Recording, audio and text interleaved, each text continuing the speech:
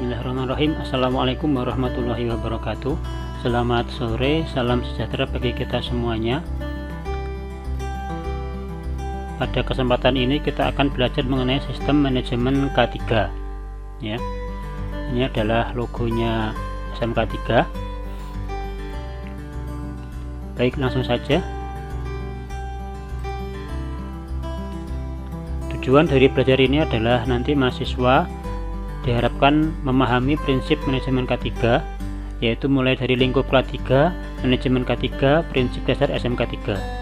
Kemudian mahasiswa juga diharapkan memahami persyaratan SMK 3, yaitu lingkup SMK 3, elemen-elemen SMK 3, PP nomor 50 tahun 2012, ini PP tentang SMK 3.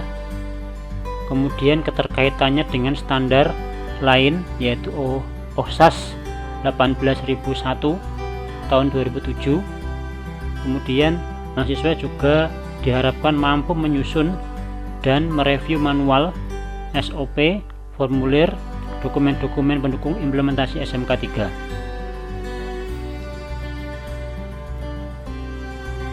Baik, selanjutnya penerapan dasar hukum SMK 3, yaitu pada Pasal 87 Undang-Undang Nomor 1 Tahun 1970, Pasal 87 Undang-Undang Nomor 1 Tahun 1970 ini kemudian diturunkan menjadi PP Nomor 50 Tahun 2012 tentang penerapan SMK 3. Jadi yang menjadi dasar hukum dari SMK 3 yaitu PP Nomor 50 Tahun 2012. Yang ini mewajibkan seluruh perusahaan untuk melaksanakan SMK 3 atau Sistem Manajemen Keselamatan K3. Perusahaan yang wajib melaksanakan SMK 3 itu ada dua kategori. Yang pertama, perusahaan yang mempunyai karyawan lebih dari 100, atau perusahaan yang mempunyai karyawan kurang dari 100 namun berisiko tinggi, seperti itu.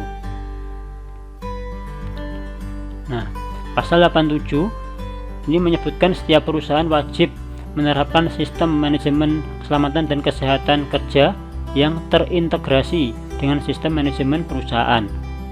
Yang kedua, ketentuan mengenai penerapan sistem manajemen keselamatan dan kesehatan kerja sebagaimana dimaksud dalam ayat 1 diatur dengan peraturan pemerintah tadi ya, PP nomor 50 tahun 2012.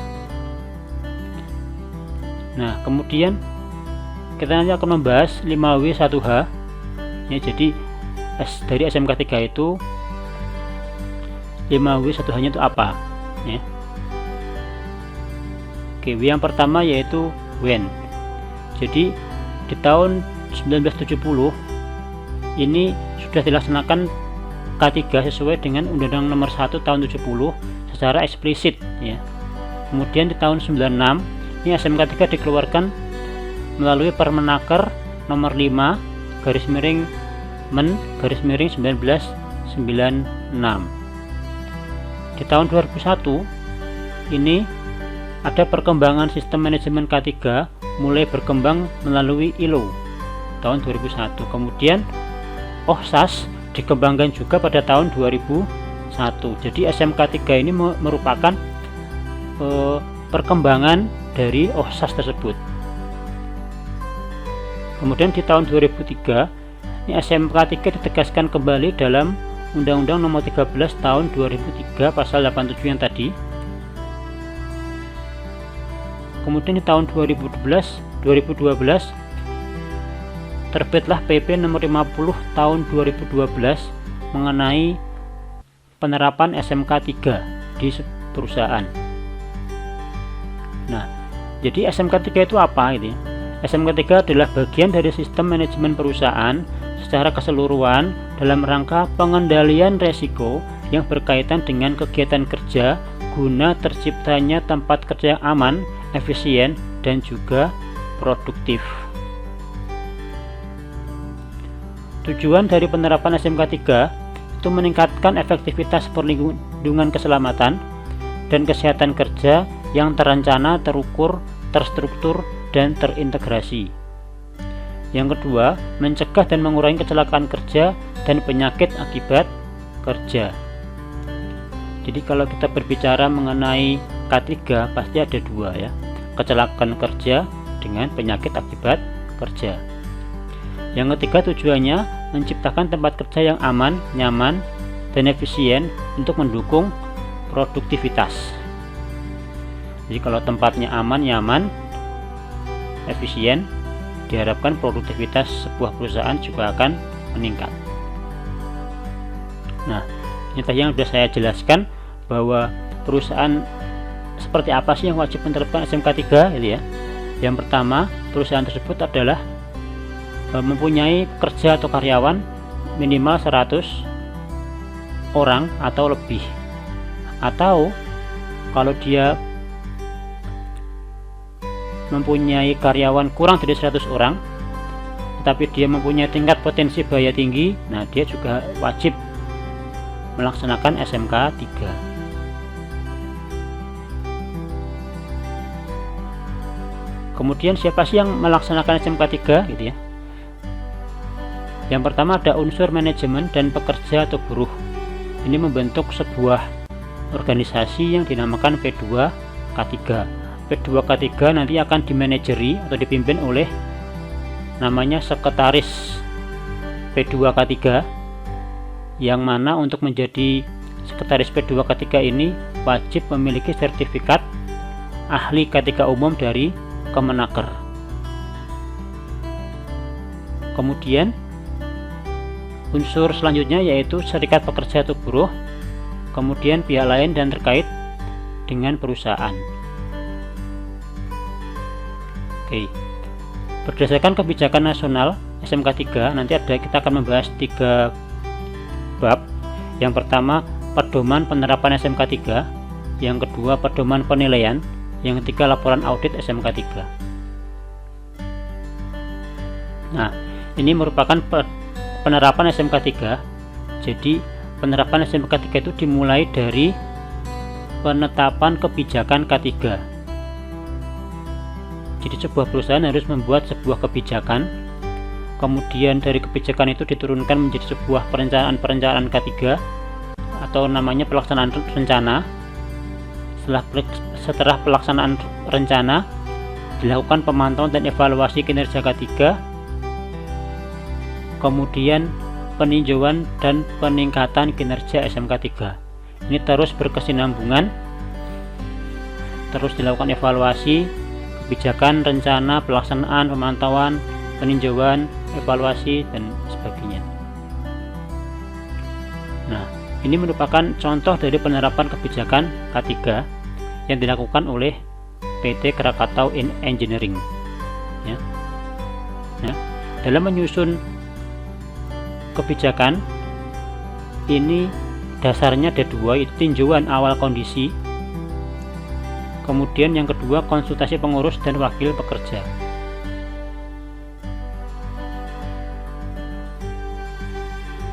Nah, tinjauan awal kondisi ini perusahaan perlu mengidentifikasi potensi bahaya, penilaian, dan pengendalian risiko. Kemudian perbandingan penerapan K3 dengan perusahaan dan sektor lain yang lebih baik. Yang ketiga, peninjauan sebab akibat kejadian dan membahayakan.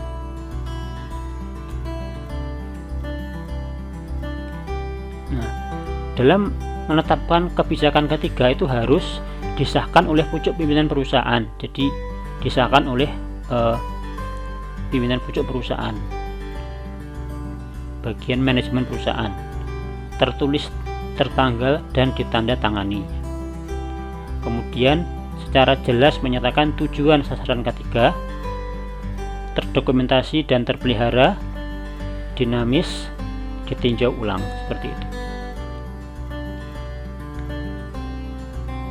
Nah, setelah ada kebijakan ditetapkan, kemudian harus disebarluaskan dengan cara ditempel di mading-mading, disosialisasikan kepada seluruh karyawan, ya, seluruh karyawan, tamu maupun supplier. Setelah itu akan dilakukan sebuah perencanaan kebijakan K3. Dari kebijakan tadi diturunkan menjadi sebuah perencanaan. Ini adalah tabel contoh perencanaan K3.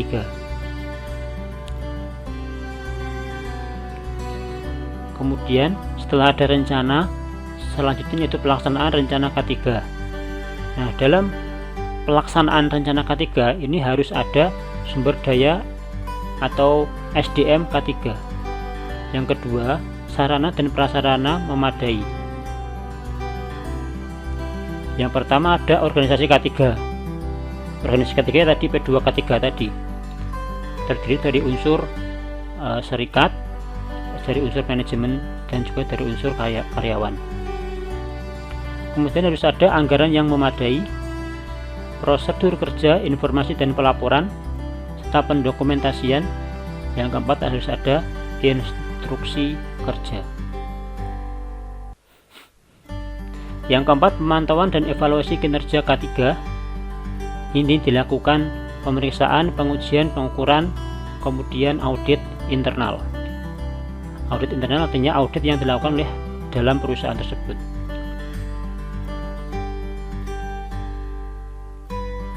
Peninjauan dan peningkatan kinerja SMK 3 ini meliputi evaluasi terhadap kebijakan K3, tujuan, sasaran, dan kinerja K3, hasil temuan audit SMK 3, dan evaluasi efektivitas penerapan SMK 3 dan kebutuhan untuk pengembangan SMK 3. Kemudian di bagian kedua, ini pedoman penilaian penerapan SMK 3. Jadi setelah ada SMK 3 itu nanti dilakukan audit. Untuk apa? Mengukur penerapan SMK 3 di sebuah perusahaan. Auditnya ada dua, audit internal dan audit eksternal.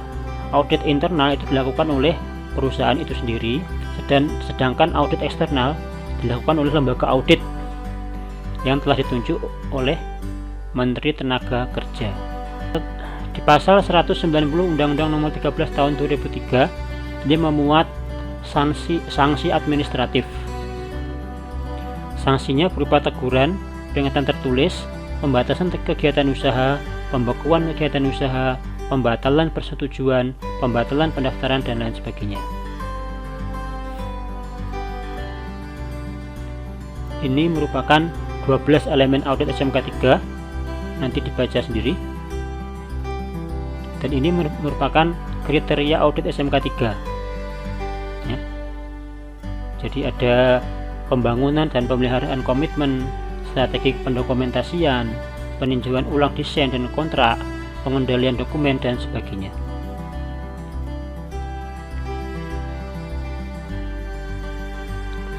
Sedangkan penilaian hasil audit SMK 3 itu ada 3 tingkatan itu ya.